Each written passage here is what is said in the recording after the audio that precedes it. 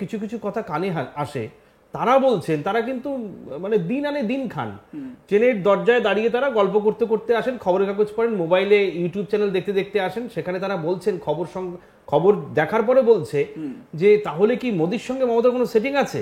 এই যে এত বড় একটা ঘটনা ঘটে গেল, গোটা বিশ্বের বাঙালি যারা আছে তারা প্রতিবাদ করলো আরজি করের ঘটনা, সেই নির্মমতার পরেও কেন বিরোধী দল পথে সেভাবে নামলো না?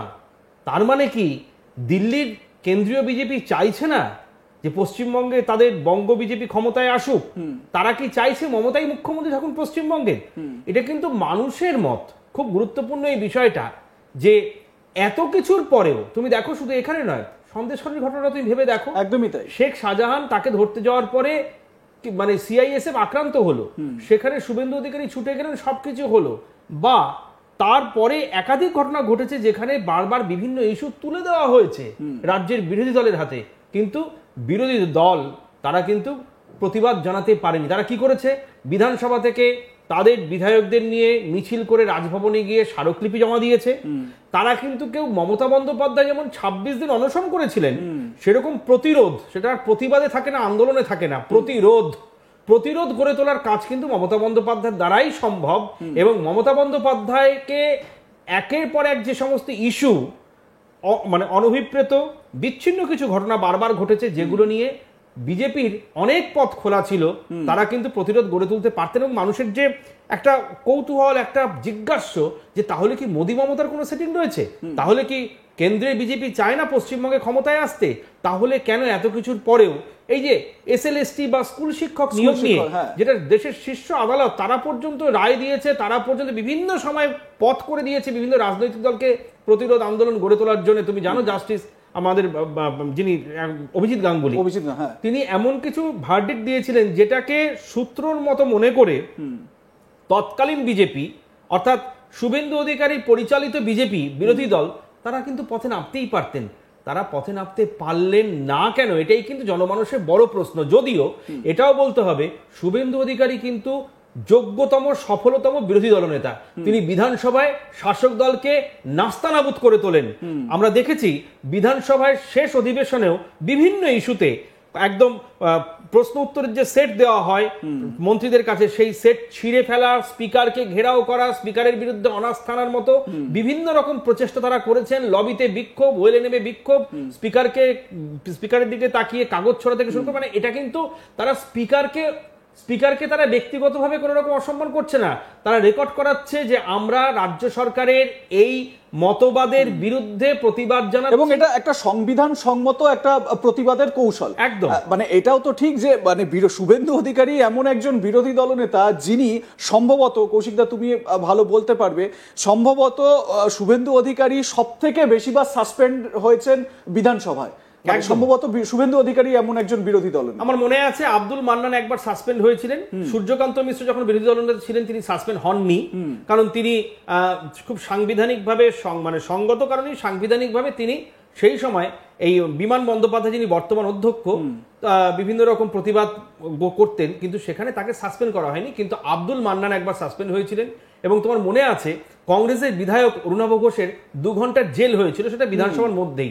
আর শুভেন্দু অধিকারী সপারিষদ, শঙ্কর ঘোষ, অনেকেই ছিল সেখানে, তাদেরকে নিয়ে কিন্তু শুভেন্দু অধিকারী বা মনোজ ওরাও সাসপেন্ড করা হয়েছিল এবং বহিষ্কার করা হয়েছিল। বিধানসভার চলতি অধিবেশনে তারা আসতে পারবে না বলে স্পিকার রুলিং দিয়েছিলেন।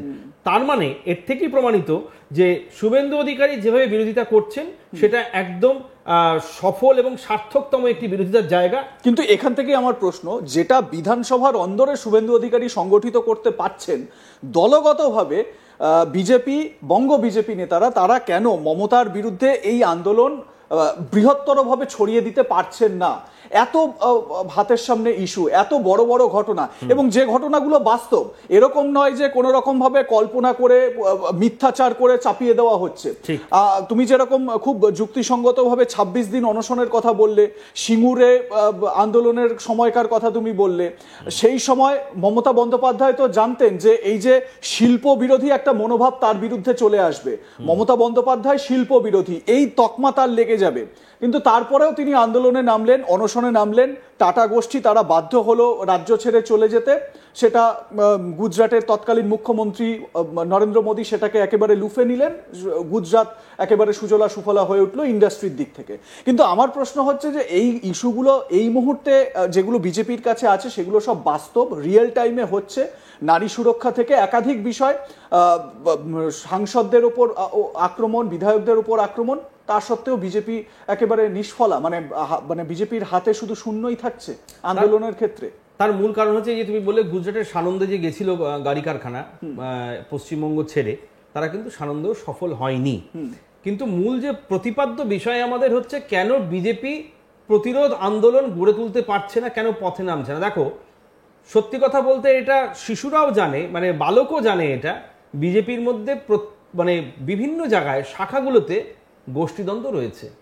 এই গোষ্ঠীদ্বন্দ্ব যতদিন না মিটবে ততদিন কিন্তু বিজেপি কোনো রকমভাবেই বিরোধী দল হিসেবে তারা প্রতিষ্ঠিত এ রাজ্যে, কিন্তু তাদের যে আন্দোলন প্রতিরোধ, মমতা বন্দ্যোপাধ্যায়ের বিরুদ্ধে একদম কঠোরতম প্রতিরোধ প্রতিবাদ, সেটা কিন্তু তারা করে তুলতে পারবে না যতদিন না বিজেপির অভ্যন্তরের কোন্দল মিটছে। দেখো, বামেদের মধ্যে কি কোন্দল ছিল না? অবশ্যই ছিল। দেখো, তুমি ভেবে দেখো, সেই সময় বেঙ্গল লাইন, তার মধ্যে 3টে লাইন ছিল, বর্ধমান লাইন, তার মধ্যে উত্তরবঙ্গ লাইন ছিল। এই যে বর্ধমান লাইন, উত্তরবঙ্গ লাইন, এগুলোও কিন্তু একটা দ্বন্দ্ব ছিল, একটা মানে প্রভেদ করা হতো সিপিএম এর মধ্যে, বামেদের মধ্যে। শরিক দল চাইতো মন্ত্রী হতে, সিপিএম সবার ওপরে ছিল, তারা দাদাগিরি ফলাতো আমেরিকার মতো, তারা বলতো না আমাদের মন্ত্রী হবে। রুগ্ন দপ্তরগুলো দেওয়া হতো শরিক দলগুলোকে, সিপিআই আরএসপি ফরওয়ার্ড ব্লককে দেওয়া হতো কারা দপ্তর, জলসম্পদ, সেচ, নিজেরা রাখতো কিন্তু একদম ক্রিম দপ্তরগুলো, শিক্ষা দপ্তর, স্বাস্থ্য দপ্তর, অর্থ দপ্তর, এগুলো তারা রাখতো।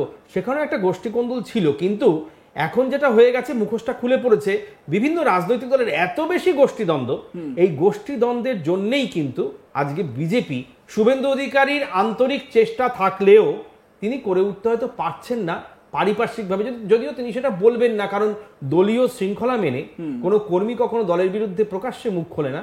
শুভেন্দু অধিকারীও যথার্থভাবেই সেটাকে পালন করছেন, তিনি কিন্তু প্রকাশ্যে কিছু বলছেন না। কিন্তু তিনি, আমি জানি ব্যক্তিগতভাবে শুভেন্দু অধিকারী 100% বিভিন্ন সরকারের বিভিন্ন রকমের যে কর্মসূচি, কর্মকাণ্ড, তার বিরুদ্ধে তিনি প্রতিবাদ জানান।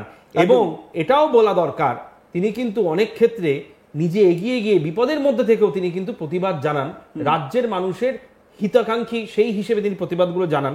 যে কারণে বিধানসভায় আমরা দেখেছি বিভিন্ন সময় রেকর্ড করিয়েছেন, তিনি পড়ে যেতেন বিধানসভায়, এরকমও হয়েছে। কিন্তু তিনি রাজ্যের মানুষের স্বার্থেই মুখ্যমন্ত্রী বা তৃণমূল মন্ত্রিসভার বিভিন্ন পদক্ষেপ, যেগুলো বিরোধী দল মনে করছে জনস্বার্থ বিরোধী, তারা কিন্তু পথে নামছে।